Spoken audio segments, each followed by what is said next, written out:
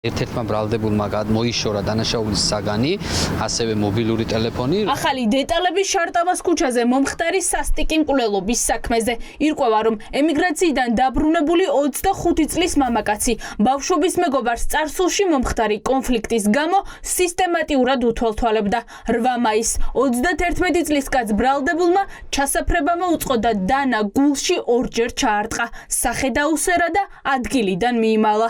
გზაში დანაშაულის დაფარვის მიზნით კი კუთვნილი მობილური ტელეფონი და დანაშაულის ჩადენის იარაღი სისხლიანი დანა მოიშორა.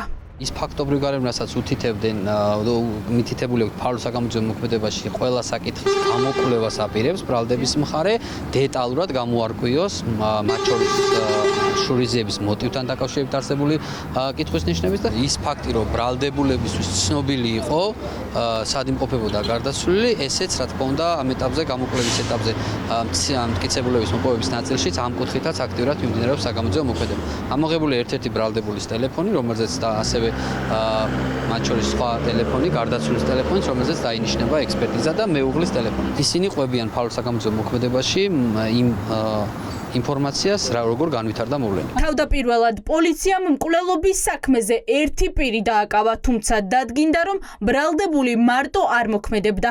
გამოძიება ამ დრომდე გრძელდება და პროკურორი არ გამორიცხავს, რომ ბრალდებულ პირთაწრე კიდევ უფრო გაფართოვდეს. შესაძლებელია ბრალდებულ პირთაწრე გაფართოვდეს, ანუ იყვნენ ის ადამიანები კიდევ ვინც მათ ეხმარებოდნენ ამ გამოძიების ინტერესებიდან გამომდინარე ამ ეტაპზე ვერაფერს ვერ ვიტყვი, თუმცა იმის გამო რომ ინტენსიურად მიმდინარეობს გამოძიება, მათ შორის ერთ-ერთი კვლევის საგანიც არის დადგინდეს ყველა პირი, თუ ვინმე რამე ინფორმაციას ფლობდა ამ საქმესთან დაკავშირებით. პირველების ინფორმაციით 25 წლის კაცმა ფარულის საგამოძიებო მოქმედებების დროს დანაშაული აღიარა. მრავალტომიან საქმეში ეს აღიარება დევს, თუმცა დაკავებული ლუკა პაპკიაური ახლა დუმილის უფლებას იყენებს. ხმაურიანის საქმის დეტალებზე არ საუბრობს არც დაკავებულის ადვოკატი. მოლოდინი მქონდა იმის, რომ სასამართლო გამოიყენებდა პატიმრობას, როგორც თქვი, საქმე არის ძიმე, საქმეში არის გარკვეული ტიპის ვიდეო ჩანაწერები, საქმეში არის ფარული საგამოძიებო მოქმედების შედეგად მოპოვებული მასალა, თუმცა კიდევ ერთხელ ვამბობ, ჩემი შეფასებით, როგორც ადვოკატის, საქმეში წარმოდგენილი მასალები არადასტურებს ბრალად წარდგენილ ქმედებას. ერთ-ერთი ვერსიით, წინასწარ დაგეგმილი დანაშაულის ჩასადენად პაპკიაურმა მისი მეგობარი წაიყვანა. პოლიციის ფაილების მიხედვით დგინდება, რომ ბრალდებულმა ბავშვობის მეგობარი კორპუსის სადარბაზოში დაჭრა. კაცი სისხლის განიცლებოდა და დახმარებას ითხოვდა. ავტოსადგომზე უმწეო მდგომარეობაში დაგდებულ კაცს კი სახეში ფეხები მეორე ბრალდებულმა ურტყა. ადვოკატი ამტკიცებს, რომ მისი დაცვის მყოფი უდანაშაულოა. ფარული საგამოძიებო მოქმედებები დგინდება, რომ ჩემს დაცვის ქვეშ ყოფს. არანაირი მონაწილეობა არ მიუღია რაიმე ქმედების, მით უმეტეს რაიმე დანაშაულებრივი ქმედების განხორციელებაში.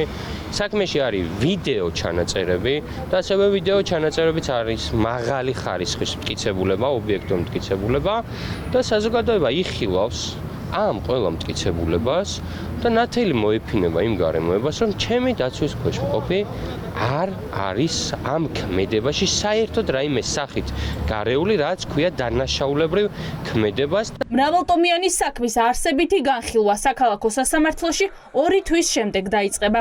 ყველა მტკიცებულებას და ჩანაწერებს პროკურატურა ღია პროცესებზე გამოიკვლევს.